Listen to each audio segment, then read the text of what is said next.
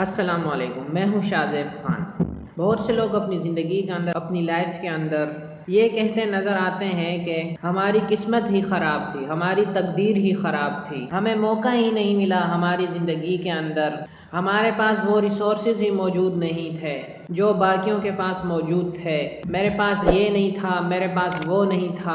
आपके पास सब कुछ है, आपके पास सब रिसोर्सेज मौजूद हैं, आपके पास फेसबुक है, इंस्टाग्राम है, लोग दोनों से पैसे कमा रहे हैं। आपके पास यूट्यूब है, सबसे बड़ा टीचर है।